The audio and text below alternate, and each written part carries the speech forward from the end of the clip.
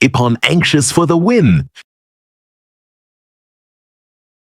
सुबह की हल्की रोशनी एक छोटे मगर जिंदा दिल भारतीय घर के अंदर फैल रही थी। रसोई से बर्तनों की आवाज आ रही थी, कहीं दूर साइकिल की घंटी बजी और घर के एक कोने में आदित्य, एक 14 साल का लड़का, अपने स्कूल की यूनिफॉर्म ठीक कर रहा था। उसके बैग पर काकाशी हटाते की प्रिंट थी, शायद एक छोटा सा संकेत कि कहीं न कहीं उसके दिल में एक रोमांच छिपा है। वह अपनी टाई सही कर रहा था जब उसकी नजर एक फोटो फ्रेम पर पड़ी। तस्वीर में एक कराटे चैंपियनशिप ट्रॉफी थी। आदित्य एक पल के लिए रुका।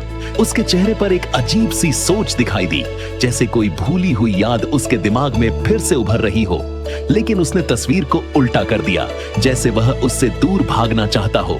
आजकल दिन बड़े बोरिंग हो गए हैं, उसने धीरे से कहा। आदित्य जल्दी जल्दी सीढ़ियों से नीचे उतरने लगा, लेकिन जैसे ही एक कदम रखा, उसका पैर फिसल गया। स्लो मोशन में उसकी आंखें बड़ी हो गईं। एक सेकंड के लिए सब कुछ रुक गया, जैसे कोई पुराना पल उसके दिमाग में झटके से वापस आ गया हो। फिर से नहीं, ने हल्की आवाज में कहा, मगर तब तक जमीन उसका इंतजार कर रही थी। धड़ाम, एक जोर की आवाज गूंजी।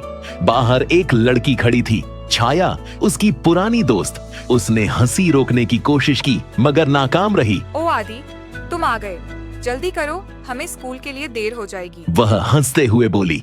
आदित्य अपना बैग उठाता है, अपनी शक्ल बनाता है और दोनों स्कूल की ओर चल पड़ते हैं। स्कूल में आदित्य हमेशा की तरह बोरिंग महसूस कर रहा था।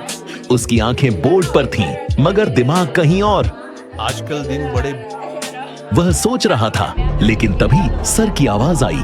आज हमारे साथ एक नया छात्र है, अंदर आओ भास्कर। जैसे ही दरवाजा खुला, एक लड़का आत्मविश्वास से कदम रखते हुए अंदर आया।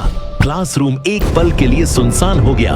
आदित्य चौंक गया, उसकी सांसें तेज हो गईं, आंखें चौड़ी हो गईं और हाथ मुट्ठी में बंध गए।